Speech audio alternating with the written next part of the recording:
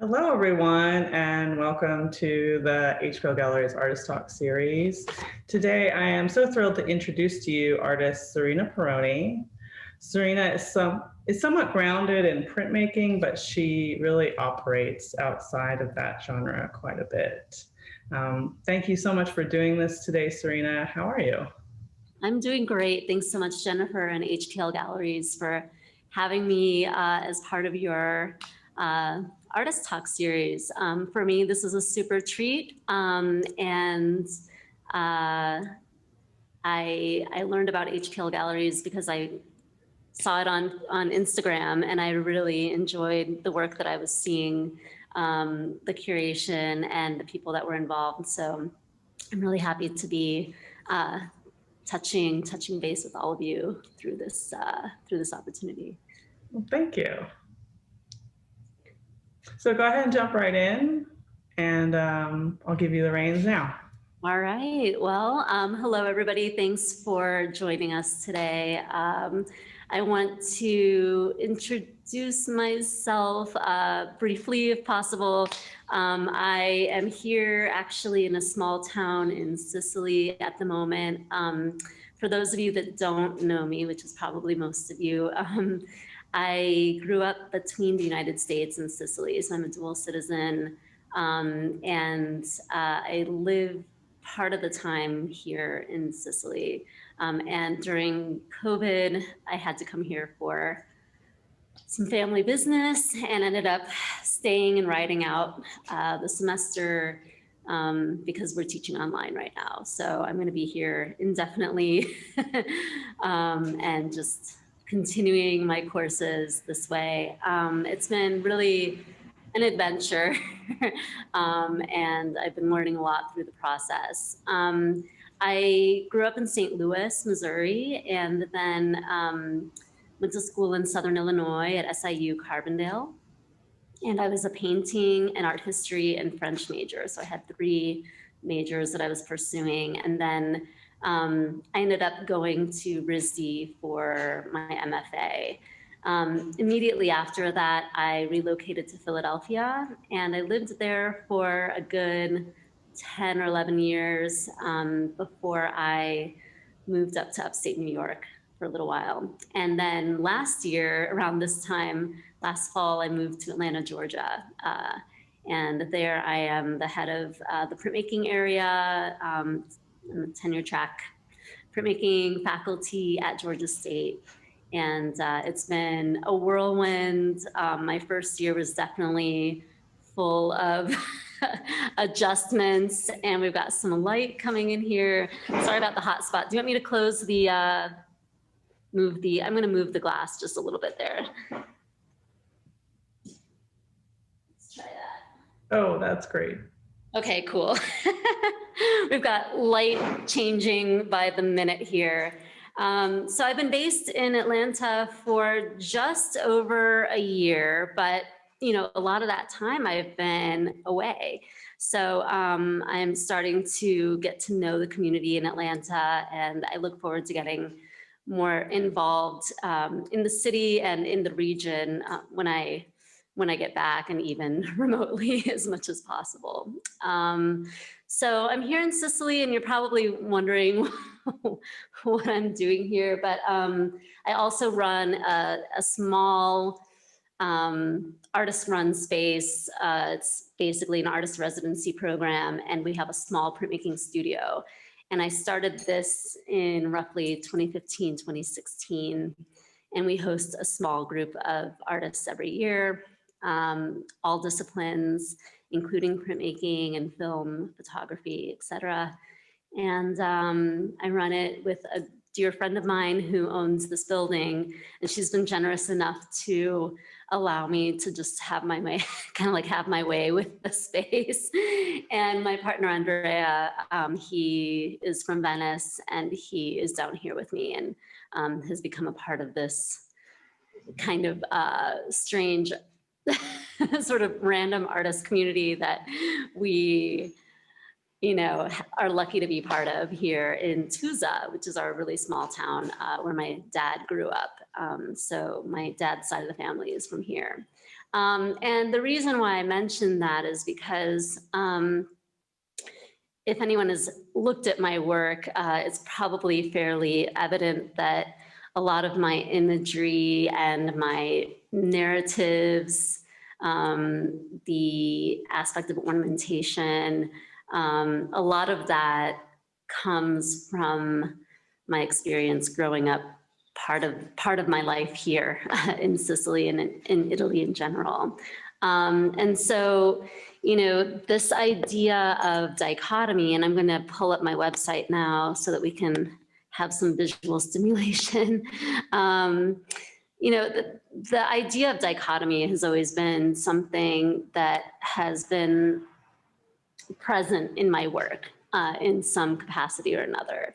And we can think about that in terms of material choices and choices of process and medium, but we can also think of it in terms of narrative and storytelling and even the way that I deal with composition and things like that. So I guess what I would like to do is work through a few series. I mean, obviously, anyone who's interested is welcome to look at the site at their leisure. But as Jennifer said, I work primarily in printmaking techniques, including etching, silkscreen, relief, some lithography, even Japanese woodcut. The mokuhanga process comes into play, letterpress printing. So I deal with text-based work quite often. And I also deal with photography in a way that allows me to sort of bridge the gap between printmaking and photography and drawing and painting. All of this kind of comes together in various bodies of work. And I'm also very interested in recent years in alternative photography. So that includes cyanotypes. The gum bichromate process has been really wonderful and exciting for me. And also casting and ceramics. So, I think in all of these instances, if we're going to talk about process and medium, one consistent thing is that I'm working with a positive and a negative, a matrix and an impression, the mold and the cast, the forward and sort of reverse of an image, the forward view and the reverse of that image. And so I think that there's something inherently seductive about printmaking and photography that it's not only the graphic sensibility that is interesting to me, but also the material aspects and the process that hold a lot of possibility for exploring the themes that I tend to explore.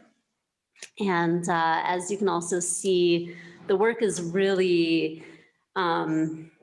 relying heavily on the tradition of illustration, ornamentation, the decorative arts. And so, I think that the work that I make straddles this weird kind of like in-between space where it's not exactly painting, it's not necessarily traditional printmaking 100% all the time, although that comes into play in a large number of the works.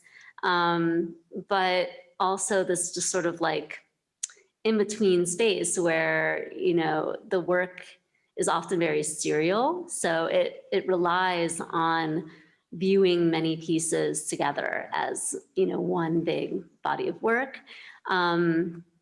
And so that definitely has a connection to book forms, illustration, narration, and things like that.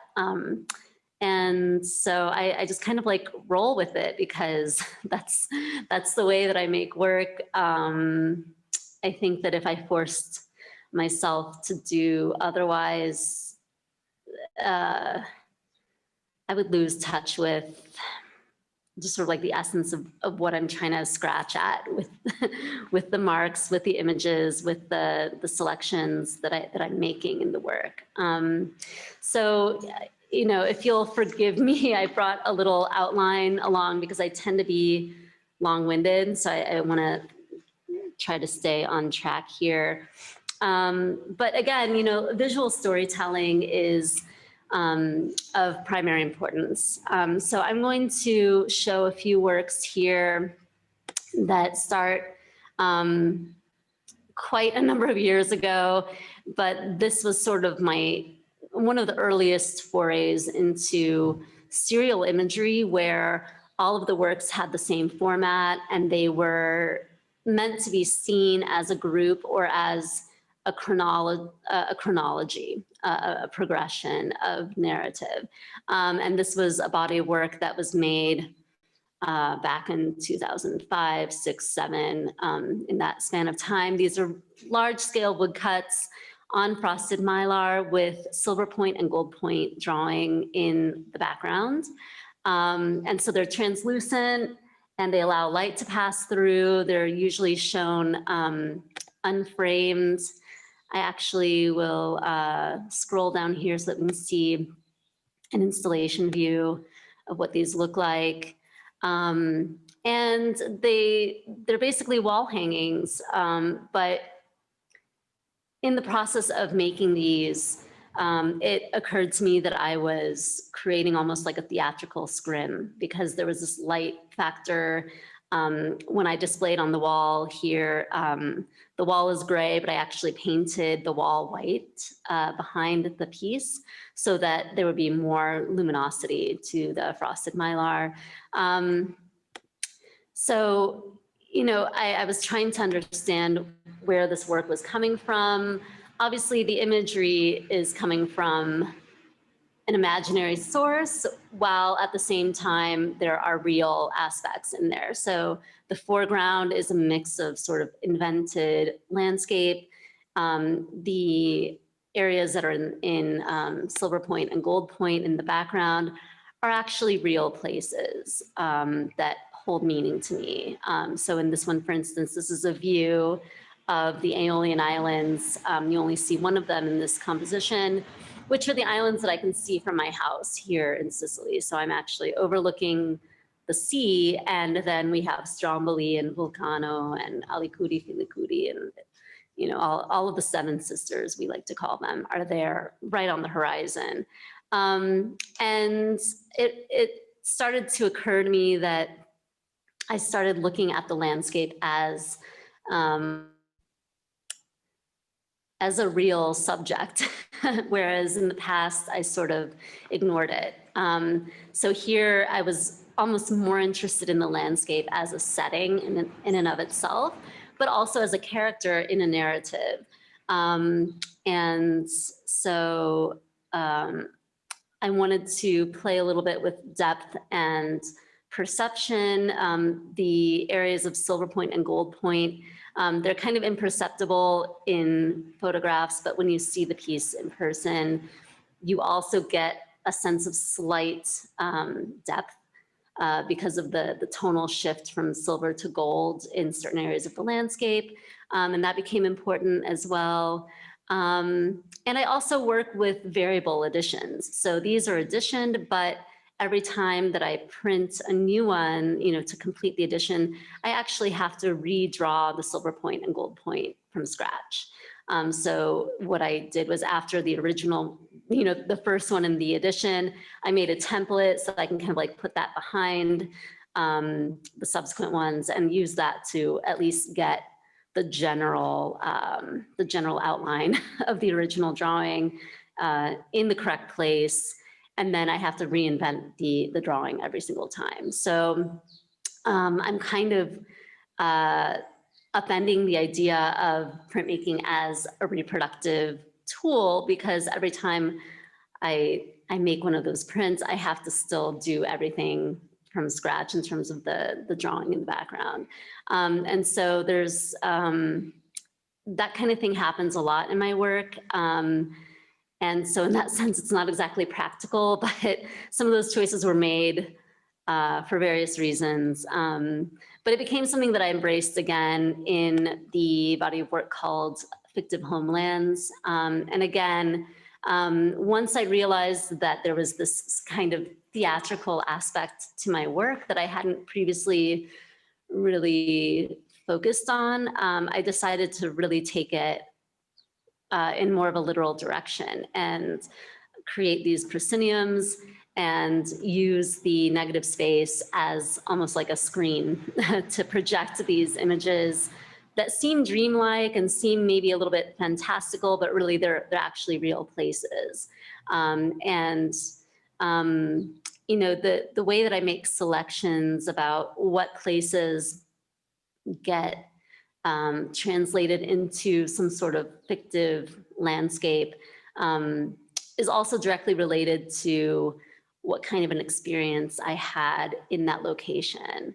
And so usually there's some sort of like clue that serves as like a shorthand to myself in the work that helps me remember. A lot of the work, you know, it is based in personal narrative, and to avoid sounding cliche or whatnot, the works really do kind of serve as like a shorthand for me to remember a significant event or a significant frame of mind at a certain moment in time. And the works definitely change for me over time. So I think that the idea of printmaking as a way to mediate an experience is really important to me. That's another aspect of the printmaking process that holds a lot of value for me, because I don't know about you guys, but whenever something important happens in my life, maybe years down the line, I look back on it and I see things that happened before and after that event that seem inextricably connected. I look towards synchronicity and parallels and repetition, not only in image making, but in the world around me and in my lived experience.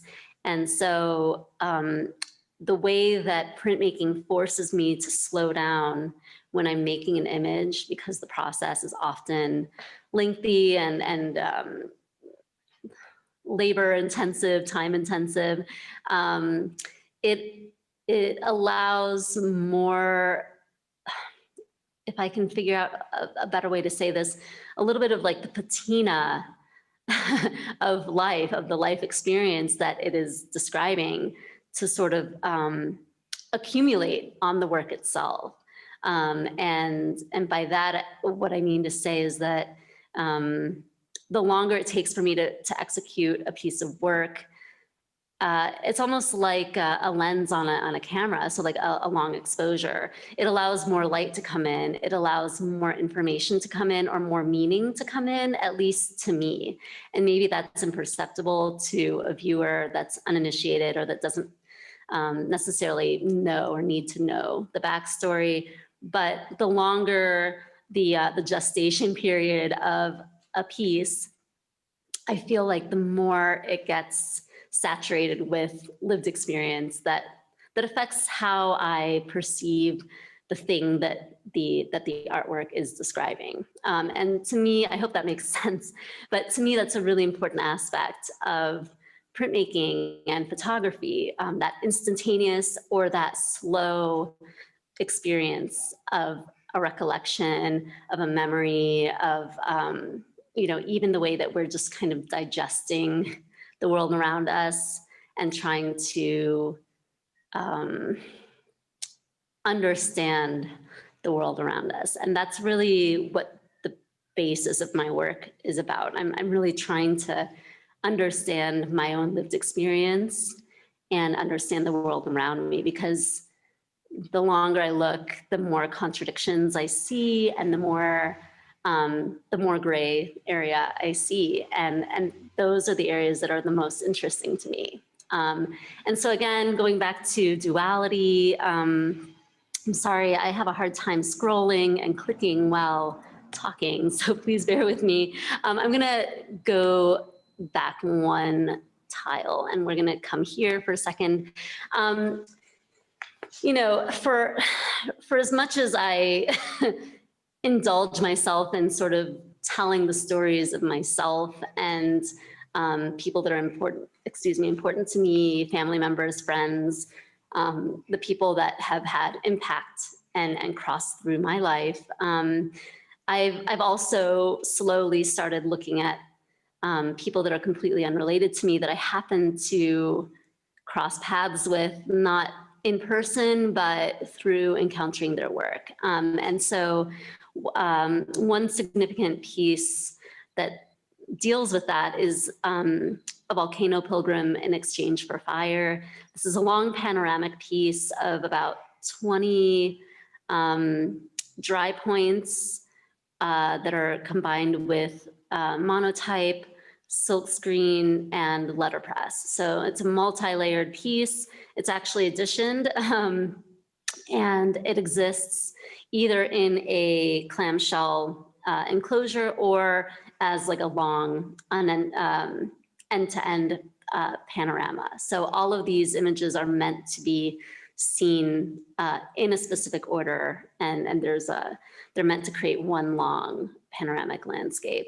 And these are in direct response to the work of the poet Craig Arnold, who is no longer living, but it sort of documents some of the final days of his life through the chance encounter that I had with his blog that I discovered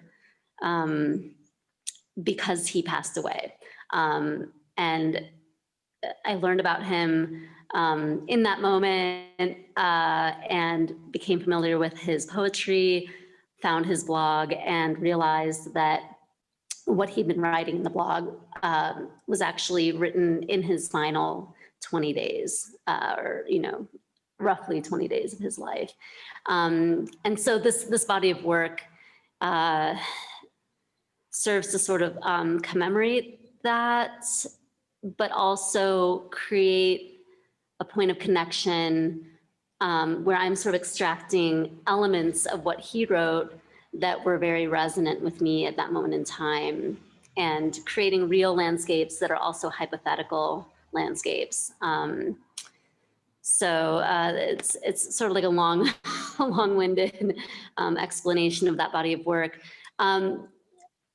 That led into another piece called Maintaining a Safe Distance and Living to Tell, in which case I reappropriated some of the volcano imagery that I had done in the first piece, and now I'm superimposing locations that hold personal significance to my life on top. And so I'm also looking at artwork and writing and poetry, literature, lived experience as a palimpsest also, meaning that it's something, you know, when I encounter something that is a resource or a source of inspiration, or something that has, you know, some real personal significance because it overlaps with something that I've experienced or something that I'm profoundly interested in.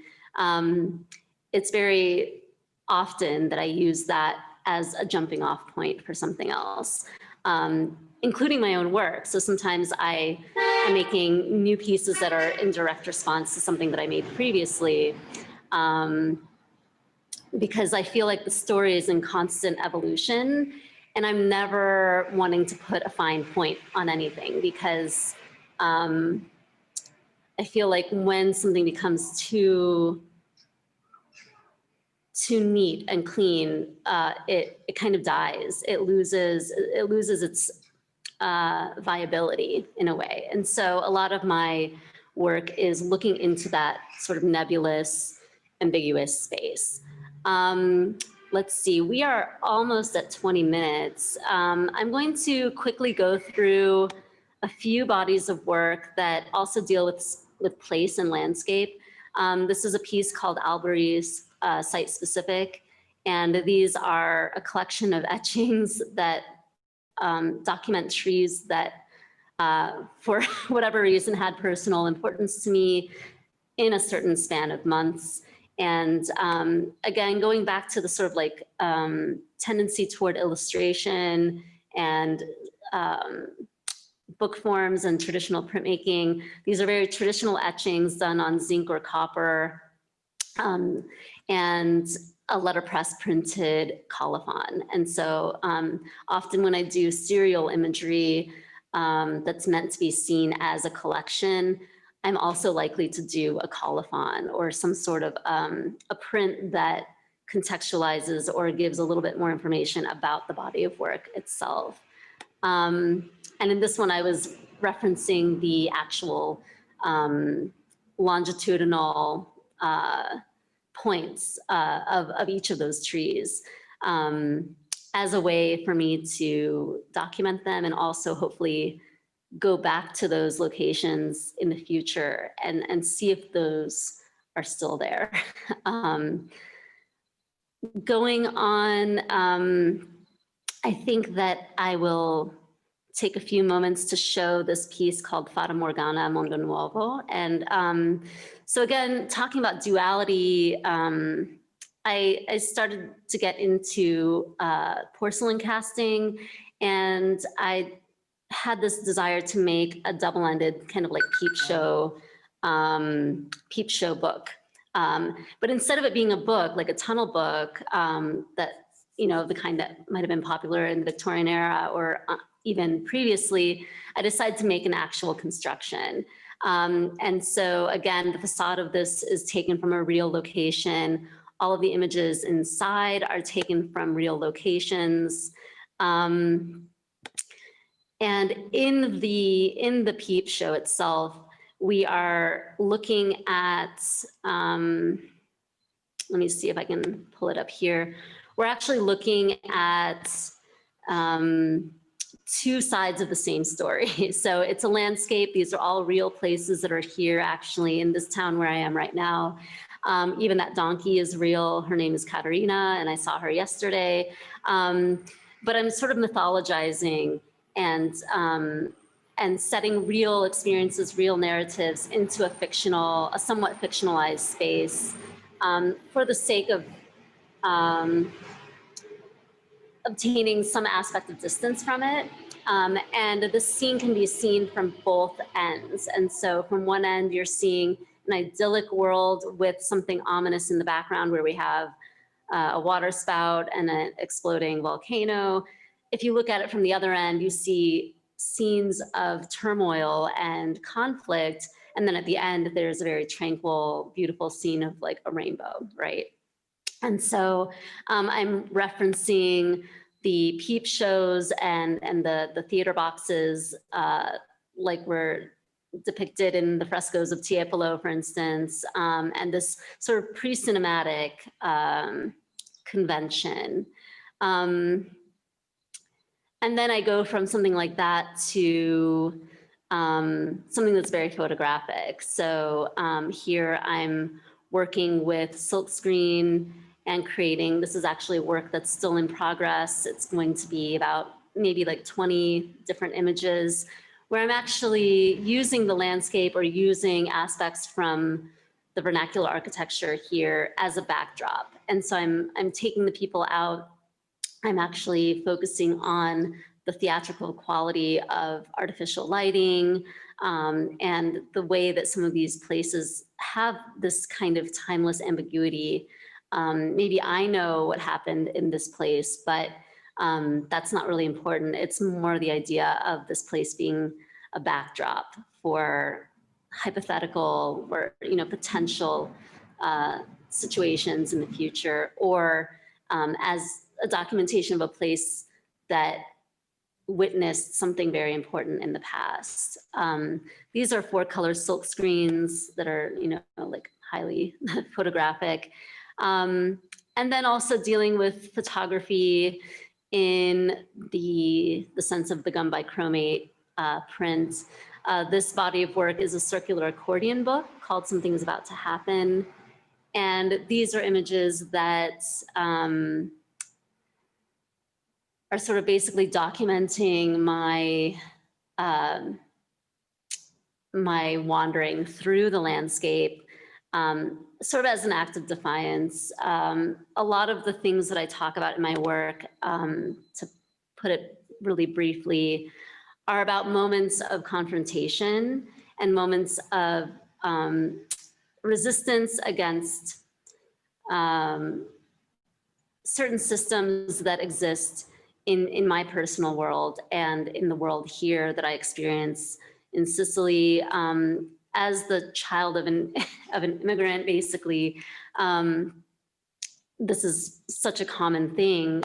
You don't have to be the child of an immigrant to experience this, but a sense of duality and feeling sort of pulled between two different cultures, two different landscapes, two different ways of living, two different sets of values, because my parents were divorced and one was American, one was Italian. And so, you know, I was always crossing the ocean back and forth every year and having very two different experiences. And that still happens, you know, and so when you're always on the threshold and somewhat not fully immersed in one or the other culture or experience or landscape or place, it allows you this ability to maybe have a critical eye. There's also the danger of overly romanticizing a landscape. And so I think the other thing that I'm hoping to achieve through these illustrative sort of narrative scenes is to highlight moments in which there might be a tendency toward over romanticizing an experience, a memory, a location, and then pulling that back, like pulling the reins back and taking a more critical approach, taking a more critical eye, and coming up against some of these things in a way that is very personal to myself. Hopefully it strikes a chord with a viewer in the sense that there's something in that acknowledges this resistance to a certain type of nostalgia. The restorative nostalgia that is described by Svetlana Boym is something that to me is very dangerous. And so I am really interested in staying on the side of reflexive nostalgia, meaning that I'm looking at things from a bit of a distance. Again, the mediated view of something very intimate and very personal. And this, in this way, I'm able to avoid falling into the trap that that many people fall into when they are taken away from a landscape or a culture that they value, the way that, you know, an immigrant might look at their homeland, either with repulsion, bitterness, or, you know, with this over exaggerated sense of admiration and love and exaltation, you know. And so I see both of those things happening in my own family and in people that in the experiences of people that I know. And these are very dangerous small moments that hold a lot of cultural weight. And so I think in my own way, I'm trying to climb into those moments and parse them apart, you know, take them apart a little bit and understand what is actually happening, you know, why is this happening? And how do we really get a clear view of our own experience? So I'm gonna stop there because I'm talking a lot. I'm gonna just scroll through some images because, like I said, I have a hard time scrolling and clicking while talking. So I'm just gonna take a couple minutes and go through some images so that you guys have something to look at other than my page. I'm also happy to answer questions that Jennifer, you might have. Yeah, I'm happy to jump in if you want. Sure. So I just want to see a little bit more of your work too. So, um, in your work, there's an almost romantic, and I think you've covered this so much already, I think, but I'll give you my question anyway. There's an almost romantic tension between the figure or the man-made and the landscape. And I enjoy seeing how seeing how dominant your regional narrative is and how you play with process and medium in this way that feels exploratory, but is still never far outside of your established visual vocabulary. So I'm wondering if you would talk about the role of place in your work. How do you think about the landscape that you exist within? And I feel like you totally answered that question already, but I think that the regional narrative is something that really starts to stand out when I think about the work that other people do. I mean, you've really established this sense of place and sense of personal narrative, and I think that that's something that's really interesting when we look at your body of work. Thank you. I'm happy to get into that a little bit deeper. You know, for me, spending so much time here, it's not necessarily not only the place that matters, but it's the way that the place somehow inherently has an effect on the character of the people that occupy and inhabit a certain space or a certain place. So, you know, if we're thinking of Bachelard's Poetics of Space, for instance, you know, there's a lot that can be said about that. But I think one thing that has been super important to me has been noticing the way that I feel changed when I'm here versus how I felt growing up or, you know, living in the United States in an urban or suburban environment, whether it be St. Louis, Philadelphia, upstate New York, Atlanta, Providence, Rhode Island, you know, any of these places. When I come back here to this specific town, I become aware of generational weight. Whereas in the United States, I grew up in St. Louis, but neither one of my parents were from there. We don't have any family that's originally from St. Louis. They just happened to be living there when I was born. And then I happened to go to elementary school, high school, you know, but obviously I became connected to the place, but I don't have roots there that extend beyond preschool, kindergarten, you know. And so, and then, you know, the other cities that I've lived in, you know, Philadelphia was a place where I felt I felt like it made sense to me. So and I think that part of the reason is because there was some aspect of Philadelphia and even parts of St. Louis that almost seemed kind of fantastical, like out of a book, you know. And so I think that I'm always very drawn to things that have this historical aspect to them. I'm going to click on this photo book that this is sort of like a dummy. It's not published yet. I'm still working on it, but I figured I would just show it here. So here in Sicily, you know, we've got the volcanoes, we've got more than one within view of my house pretty much. We have rocky terrain, we have practically every plant has thorns on it of some kind. We have incredible wind, and the winds that change daily, and just it's such a historic place. We have ancient ruins on the edge of town, so there's something about it that feels more primal to me.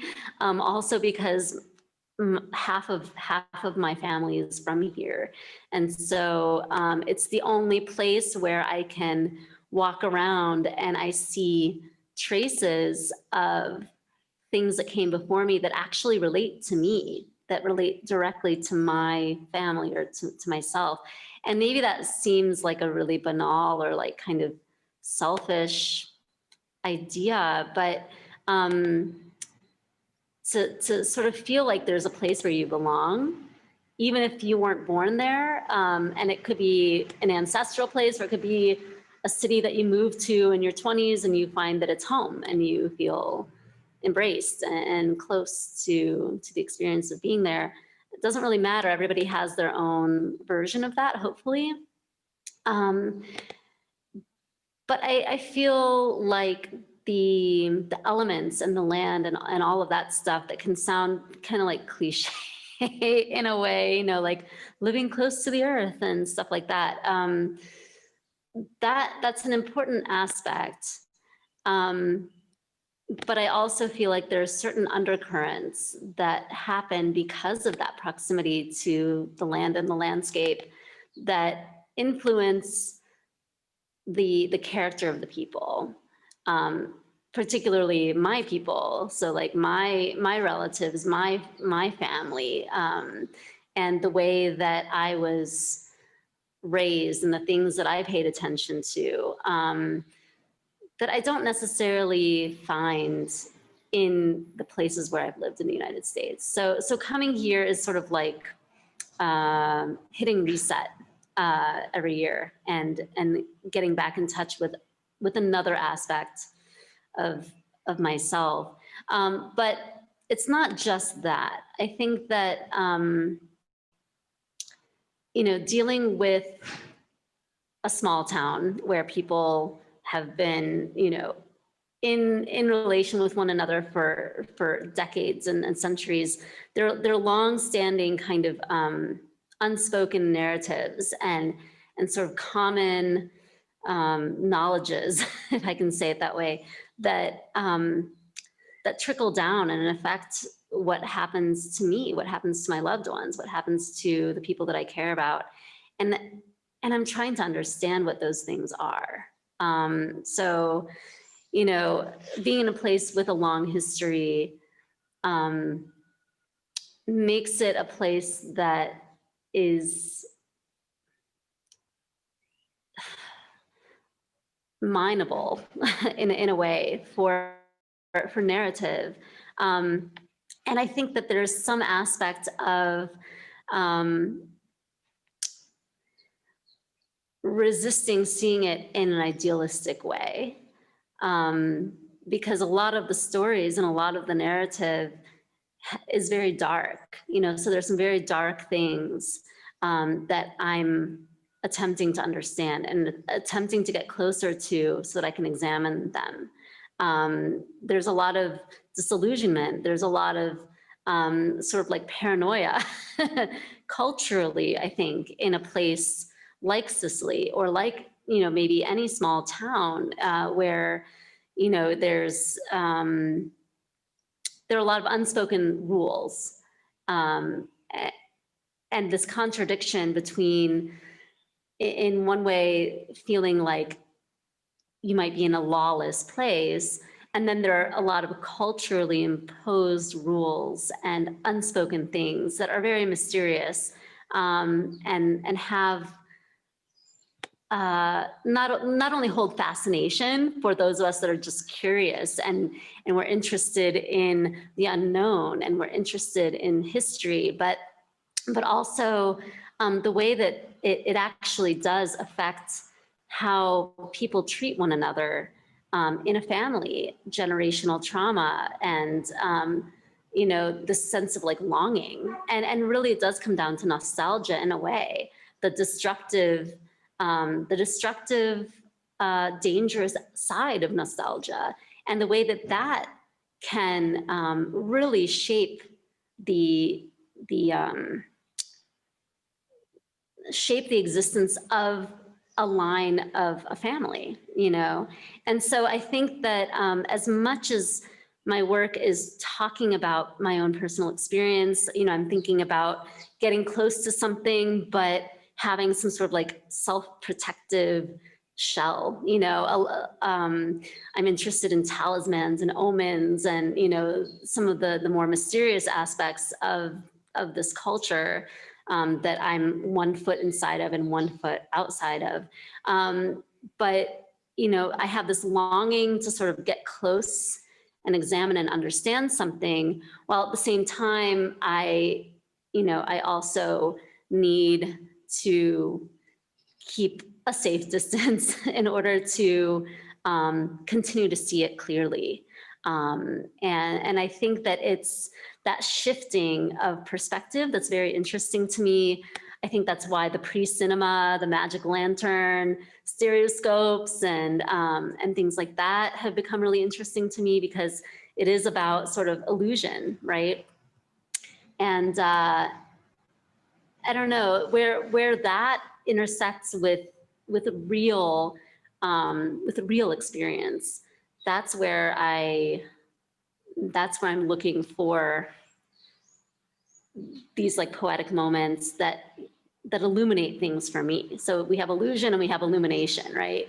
And so I'm trying to understand that for personally, probably, selfish reasons that maybe are very self-indulgent, but my hope is always that when I'm able to tap into those gray areas and these ambiguous moments, that it kind of like holds it open for other people to enter and experience that, and recognize that same experience or that same moment exists in some aspect of their own life. And so, I think that in one way, American culture, I hate saying American culture, Italian or Sicilian culture, like, I don't like that. That's not exactly what I'm trying to get at, but there are different types of like mindsets, and so I think there's the mindset of seeing things in stark dichotomy, and then there's the mindset of everything being very Baroque and a lot of intrigue and a lot of convolutedness, and where these kind of like overlap, I find a very rich terrain, basically, for my own exploration that hopefully is doing something for people outside of myself and outside of my own personal experience, while also documenting and recognizing and sort of illuminating experiences of people that are here, that are living, that are important in my own experience. We're at 45 minutes. Do you want to show anything to kind of wrap us up? I think, that's pretty much, what is of the most interest to me at the moment. I guess the quick thing that I'll say is that these are the most recent pieces that I did between March and August. So I was, staying at home in Atlanta, and I happened to have a bunch of porcelain on hand. And so I started working on these during that time over the spring and summer. And these are taking on sort of like a talismanic kind of aspect for me, but also the idea of repetition, that they're repeating forms and symbols and objects that exist in other bodies of work. And so, dealing with history, repetition, nostalgia, and all of these things, reenactment, and sort of changing narratives, changing perspectives. These are all things that are important to me. And obviously framing that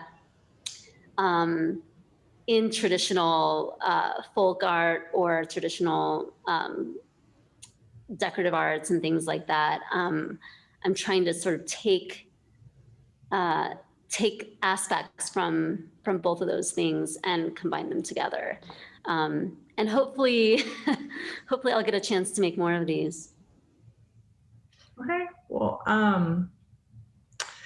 that was so interesting hearing you talk about your work. I love hearing an artist kind of like flesh out all of their and foreground all of their the mindset that goes into like producing their visual narrative. So again, thank you so much. Let me bring us forward. Oh, right. Let me stop the share here. Let me bring us up. Oops. And as I said, I'm sorry, I am long-winded. Thanks for hanging in there. And That was great. yeah, I need to get better at clicking and talking at the same time. It's a skill. It's hard. It's really hard. It's a hard skill. It is. Thank you. Thank you for having me. No problem. Thank you, Serena. Take care. Yeah, and bye, everyone.